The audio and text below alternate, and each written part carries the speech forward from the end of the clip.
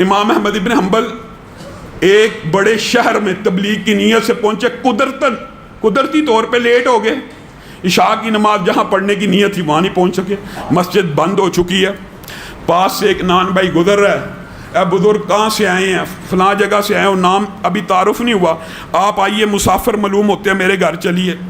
امام احمد ابن حنبل کہتے ہیں میں اس نان بھائی کلچا لگانے والا، ایک کلچا لگانے والا، جن لوگوں کو ہم کچھ سمجھتے نہیں وہ اللہ کی بارگاہ میں کیسے کیسے مقبول ہو جاتے ہیں، یہاں سے دیکھ لیجئے۔ امام احمد ابن حنبل کہتے ہیں میں نے جتنی دیر رات کو اس کے پاس رہا میں نے نوٹ کیا یہ منہ میں کچھ بولتا ہے، منہ میں کچھ پڑھتا ہے۔ میں کہا کیا پڑھتے ہو؟ کہتا ہے میں جب بھی فارغ ہوتا ہوں نا میں استغفر اللہ پڑھتا ہوں، استغفر اللہ استغفر اللہ استغفر اللہ۔ کیوں پڑھتے ہو؟ میں استغفر اللہ پڑھ کے جب بھی دعا کرتا ہوں نا میری دعا اللہ سن لیتا ہے، میری ایک دعا ایسی نہیں جو اللہ نے نہیں سنی ہوئی۔ ہاں 20 برس گزر گئے ہیں، ایک دعا کرتا ہوں لیکن مجھے یقین ہے میرا رب میری وہ دعا بھی پوری کرے گا۔ میرے پاس پیسہ نہیں ہے اس ملک میں جانے کا، اس قصبے میں جانے کا، میں اللہ سے دعا کرتا ہوں موت سے پہلے امام احمد ابن حنبل کی زیارت کروا دے۔ امام احمد ابن حنبل رونا شروع ہو گئے، کہا اللہ نے، میں ہی امام احمد ابن حنبل ہوں، میرے کان سے پکڑ کر مجھے تیرے گھر میں پہنچا دی ہے۔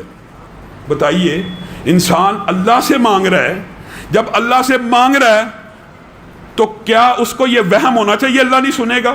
یہ وہم دل سے نکالنا ہے، خلوص نیت سے۔ پھر دعا کی قبولیت کے اندر ایک جو سب سے بڑا فیکٹر ہے وہ یہ بھی ہے کہ انسان جتنا سچ بولنے والا ہوگا اتنی جلدی دعا قبول ہوگی، انسان کا رزق جتنا پکیزہ ہوگا اتنی جلدی دعا قبول ہوگی۔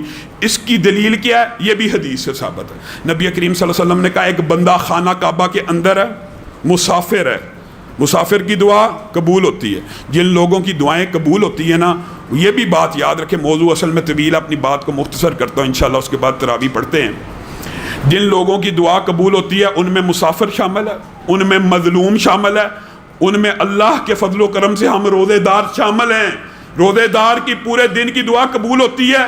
ایک فضیلت یہ عمومی اور دوسری افطاری کے وقت کی قبول ہوتی ہے، یہ خصوصی فضیلت ہے۔ جب بھی افطاری کا وقت ہو کچھ دیر قبل دعا کیا کیجئے تاکہ اللہ تعالیٰ افطاری کے وقت کی بھی دعاؤں کو سنتا ہے۔ پھر جمعے کے دن اللہ تعالیٰ نے ایک گھڑی رکھی ہوئی ہے دعا کو سننے کی، پھر اذان اور اقامت کے مابین اللہ تعالیٰ نے ایک طویل موضوع ہے، جب موقع آیا انشاءاللہ تفصیل بیان کریں گے۔ صرف آپ یاد کریں کہ موقع کیا کیا ہیں، اذان اور اقامت کے مابین جو وقت ہے اس کو دعا کے لیے مختص کریں۔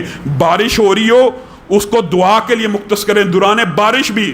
اور پھر نبی کریم نے کہا کوئی والد جب اپنے بیٹے کے لیے یا بیٹی کے لیے دعا کرتا ہے اللہ تعالیٰ اور اس کے مابین کوئی حجاب نہیں ہوتا، والدین کی دعا لگتی ہے، اسی لیے نبی کریم نے یہ بھی منع کر دیا کہ اپنے بچوں کو بددعا نہ دیا کرو۔ عام بندے کے منہ سے نکل جاتا ہے دفع ہو جاؤ، لعنت ہے تجھ پہ، اس طرح کے الفاظ جب منہ سے نکلتے ہیں نبی کریم نے کہا کئی مرتبہ قبولیت کا وقت ہوتا ہے اور اللہ تعالیٰ قبول کر لیتا ہے، منہ سے ایسا